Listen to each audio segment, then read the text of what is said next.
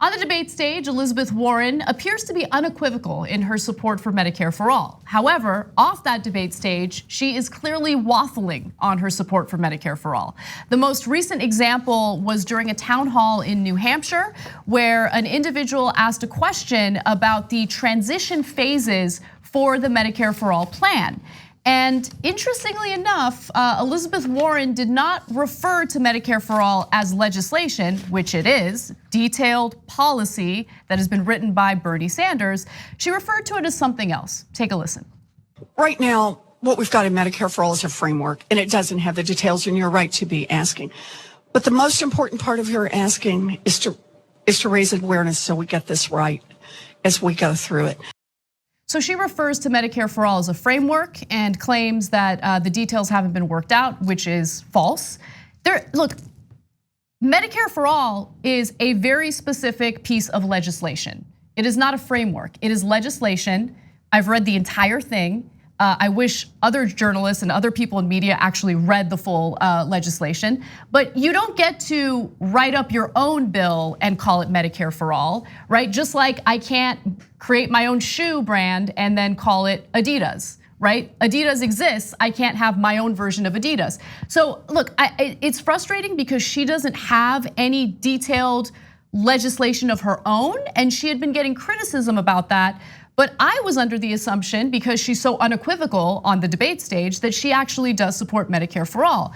And now it's become clear to me that she might be trying to play the same game that Kamala Harris was playing, although Warren's a little better at it, right? Kamala Harris tried to straddle the liberals and their disdain for Medicare for all, and then on the debate stage claimed that she actually likes Medicare for all. Yeah, so progressives like Medicare for all, obviously, right. But some folks in the establishment a little concerned about it. So Anna thinks we're going to debate here, maybe partly, right? She claims to have spies inside my administration. They exist. It seems like you can't keep, keep things together. Lots of leakers. Okay, well, I have a word for that. It's called treason. Okay, no, seriously, on to the substance of it. Look, if I'm gonna disagree with you, it'll be maybe in some of the words. Like, I don't think she's waffling. Like what Kamala Harris did was waffling, where she said, yes, I'm gonna get rid of private insurance. No, I'm not. Yes, I am. No, I'm not. That's a classic waffle. So on the other hand, Elizabeth Warren has been vague. Now, at times, so let's give you the full picture. So on the debate stage, which is really, really important, when not only asked, but pressured and grilled by the moderators and the other candidates, are you going to get rid of private insurance? She said yes, over and over again. She raised her hand and she said yes. And if you remember the famous debate where Bernie and her were on the same stage, they fought off 8 other establishment Democrats at once together. They both defended Medicare for all. And then in the next debate against Biden, they also teamed up on Biden and defended Medicare for all. That's not a small thing. You are correct in that, and I hope that that continues, because I'm sure those attacks against Medicare for all will continue. Yeah. But the question is, does she actually want to fight for Medicare for all? Should she win the Democratic nomination and become president? Yeah. So let me give even a couple more defenses of Elizabeth Warren, and then also tell you what I'm concerned about. So when some folks notice she had a new plan, and it's not a comprehensive, and it goes around the edges, lowering prescription drug costs, which is great. All of these are great. Expanding access to care in rural areas, investing in communities hit by the opioid crisis. And then people were concerned that she said regulating private insurers to make sure they're adequately covering mental health services. So people are like, ding, ding, ding, ding, what do you mean private insurers, right? I am actually not that concerned by that. This is some things that she's proposed that's around the edges, while she also supports Medicare for all. So like, I feel like it's nitpicking to say, well, in one tiny aspect of your proposal, you've got private insurers, aha, we caught you. So I don't agree with that. Yeah, I disagree. I definitely disagree with you. The reason why I disagree with you is because Elizabeth Warren is famous for what? What is the line that she is associated with? She's got a plan. She's got a plan. So she has some wonderful plans, right? But how is it that one of the most important policy areas is where she has no plan. So what you're referring to is not a proposal. What you're referring to is literally a web page on her website that talks about how she would like to improve healthcare. And in it, there is a portion that specifies how she would like to regulate private insurers when it comes to coverage of mental health care. Now, Medicare for All covers mental health care, right? So you don't need a private insurer to get involved to provide coverage for mental health because Medicare for All already covers it. So the reason why that did raise an alarm for a lot of people, progressives namely, is because it signals to people that she still sees a role for private insurers, and there is no middle ground. For me, and I know that everyone's different, and I'm not judging if you have a different perspective on this. For me, Medicare for All and a candidate's willingness to fight for it is a priority. It is incredibly important to me. And what makes me worry is that while she claims that she supports Medicare for All on the debate stage, behind the scenes when she talks to certain people, she does change the messaging a little bit. And if she's not, first of all, if she's willing to be dishonest, that is a red flag. And if she's not willing, that's a bridge too far. I don't think she's being dishonest. Okay, all right. Well, let me give you one more piece of evidence, okay? So this was an interview in the spin room following the last Democratic debate. This is a CBS reporter. Take a listen to the question. Wait, yeah, before we go to the video, I have not gotten to my concerns about Elizabeth Warren. And so I don't want since it looks like we're debating. I don't want it to seem like a debate? No, hold on. Don't make me debate. Like, I'm gonna give you my honest opinion. I don't want you to do a false debate. Okay, but I don't want you to think I see the video and go, oh, wait a minute, I changed my mind. This is one of the concerns I have. So, and this is probably the top concern I have. Now, with that being said, watch the tape. When are we going to see your plan on health care? Are you going to have your own plan? I support Medicare for All. I think this is a good plan. And look, I support a lot of plans. Other things that people have come up with, when they're good plans, let's do it. This isn't some kind of contest. I got to think of mine first. It's what's best for the American people. Yeah, I like that clip because Anna pointed out I'm in the background. Anyway, no, seriously. Oh, that's not a good answer. Okay, so it started out great. Oh no, I support Medicare for All, but it's a good plan. Now let me pause for another defense of Warren. Remember, she's running against Bernie Sanders. She's already said, quote, I'm with Bernie on the debate stage about Medicare for All. She's defended Bernie's plan. But if she really believes in Bernie's plan, you almost can't, as a candidate, turn around and go, yeah, his plan is really good. That's, yeah, him, not me, right? And so that puts her in a really tough spot. But saying I support a lot of plans, oh, it's not a good answer. Other things that people have come up with, they're good plans, let's do it. This isn't some sort of contest. No, it actually is. So, like, for example, the other candidates have plans too. And they're not good. They're certainly not good enough, and they're certainly not Medicare for All. So a public option, yeah, that's, I mean, a decade ago, that might have been an interesting step forward, but now that would be going, that's not remotely good enough, right? So it is a contest of ideas, and the public option is not a good idea. Kamala Harris has a 10-year plan for supposedly getting to Medicare for All, and at the end of the 10 years, I asked her at the Iowa Steak Fry just this past weekend, and she said, no, at the end of 10 years, there's still private insurance. So it is a contest, and I don't like that idea. I like Bernie Sanders' bill better. Yeah, exactly. And let me just, I know I've explained this before, but I want to explain it again. Some people might argue, well, there's a public option in the healthcare system of other countries. It seems to be working well. Why are you against a public option here in the United States? Why do you demand a single payer system? The reason why I think single payer is a must when we reform our healthcare system is because if you have a public option, what is likely to happen under our current government and the way things usually work out in America? You create a two-tiered system, and all of a sudden you have this system where private insurers will lobby, and they're gonna lobby hard to ensure that the government doesn't provide, the public option doesn't provide enough coverage for the other for various medical needs. And so that creates a need for the private insurers. You have no choice but to supplement the public option with private insurers. At that point, things can get expensive.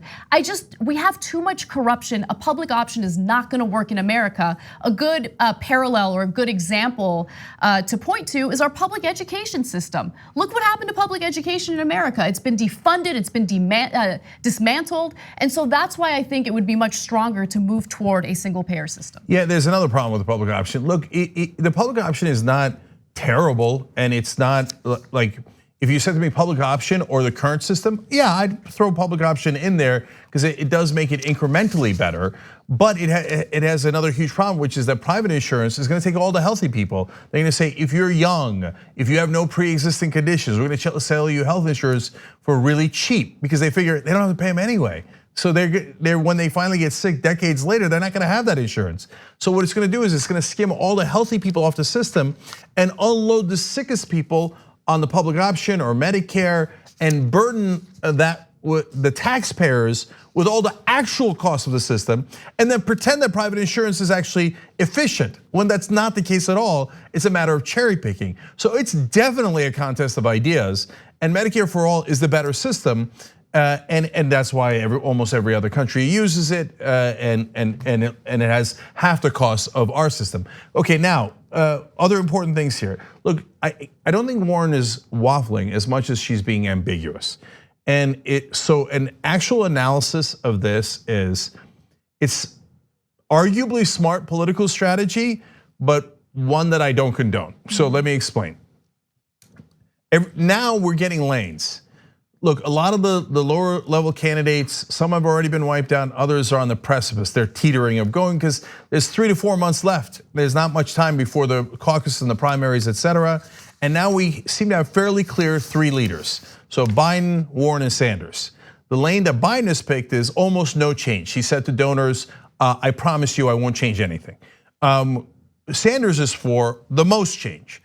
So that leaves Warren in a situation, she knows the voters, and her own instincts and her own career shows she's on the progressive side. But if you're gonna be smart, normal political strategy would be, yeah, but I'm not gonna go and have the same lane as Bernie Sanders. I'm gonna pick a lane that's a little bit off to the side of his, somewhere in the middle, not completely in the middle between Biden and Sanders, closer to Sanders. That way, I'm not gonna scare off the reporters and maybe some big donors later, right? Yeah, definitely. And it's worked. She's gotten great media coverage. She's surging, etc. Now, why am I not in favor of it if it's smart political strategy? Because it does have an issue with being, you gotta be more straightforward. Not only that, I think that she's underestimating how many voters might turn on her if they realize that she was playing this game. Now, I'll hand it to her in that she's definitely much more savvy than Kamala Harris has been when it comes to playing this game.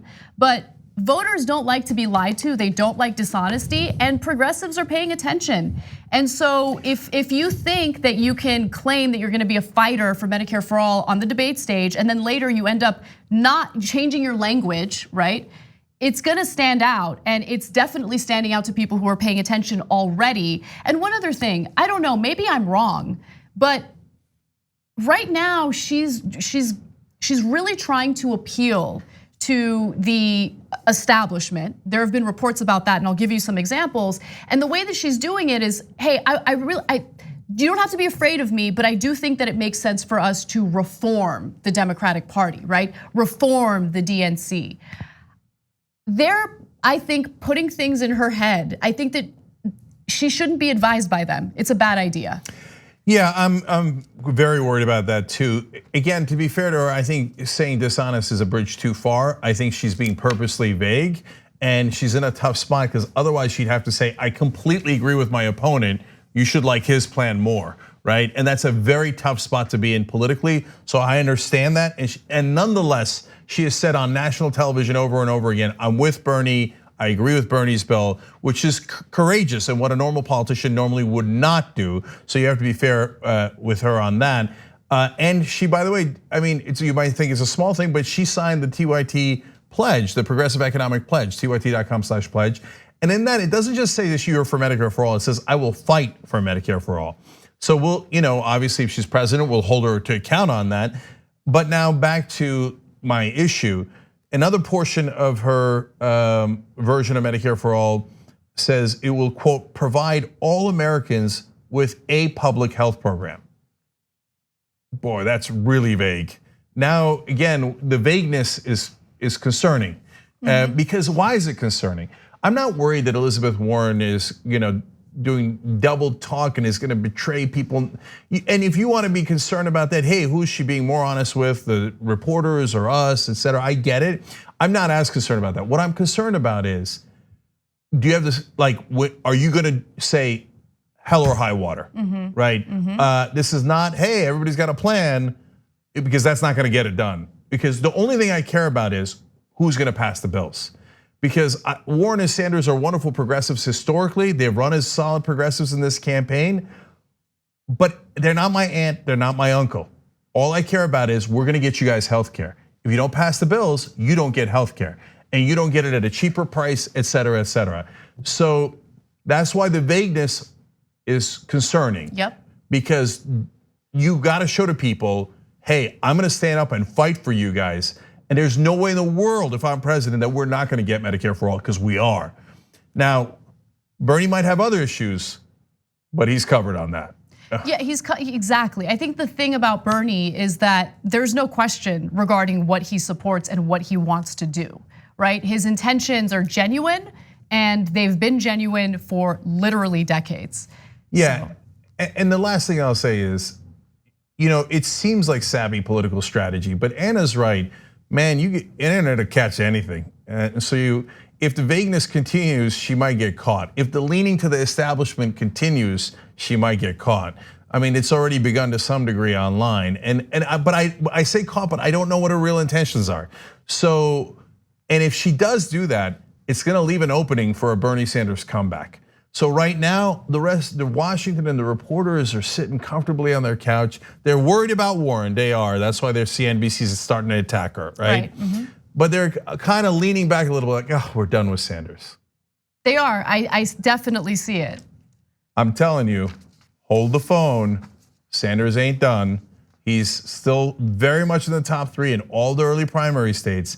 And if Warren leaves an opening for him to be the quote unquote real progressive, the diehard, the one that says hell or high water, I'm gonna get these things done, that's an opening that could lead to a comeback. Thanks for watching The Young Turks, really appreciate it. Another way to show support is through YouTube memberships.